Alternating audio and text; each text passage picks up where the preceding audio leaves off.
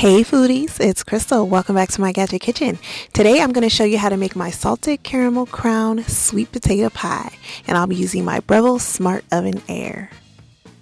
Pumpkin pie who? Sweet potato pie is where it's at, baby. And if you want one that'll make you want to slap your mama, keep watching this video. First, I started by roasting my sweet potatoes in my DeLonghi multi-fry. I could have done this in my Breville, but I like the fact that my DeLonghi has a bottom heating element, so the potatoes had direct heat from the top and the bottom.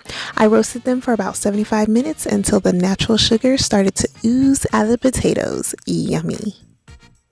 Now it's time to remove the skin from the potatoes. Be careful, they're hot.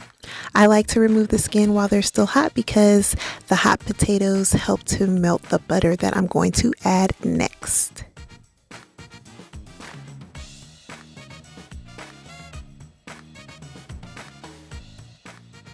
So now I'm adding in the butter, and I'm going to use my KitchenAid 9-speed hand mixer to go ahead and incorporate the butter into the sweet potatoes until the butter is melted.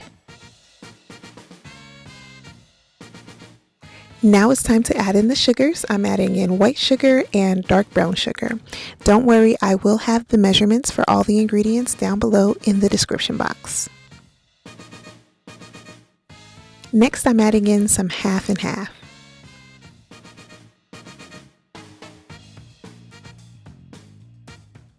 Once the half and half has been incorporated, it's time to add in the spices. I've got some ground nutmeg, some ground cinnamon, and some ground ginger. I'm also going to add in some vanilla and some flour.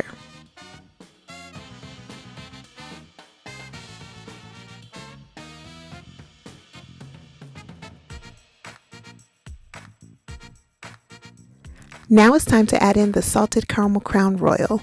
I'm starting off with 2 tablespoons.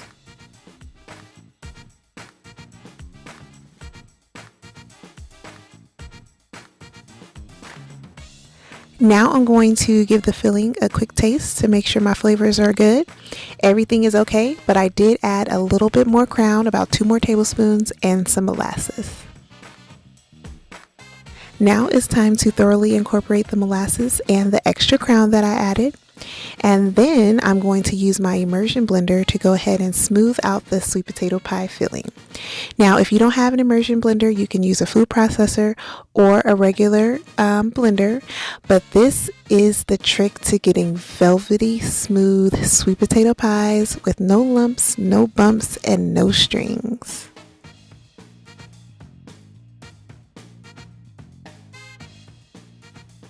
Look at how smooth this is.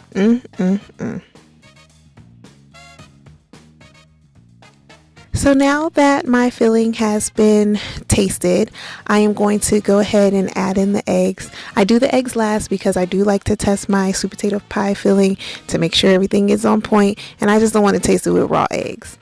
So anyways, now the filling is done, so let's work on these pie crusts.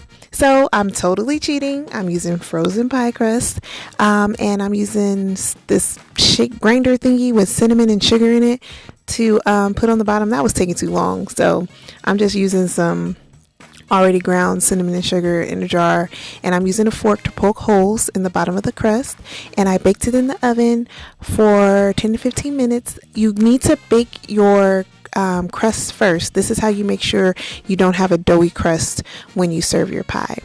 So now I've added in the filling, and I pop the pies in the oven for 50 to 60 minutes. And when you're cooking on 2 levels, just make sure you rotate your pie pans. And this is the finished sweet potato pie. So good, so good. So if you like this video, please give me a thumbs up. It would be greatly appreciated.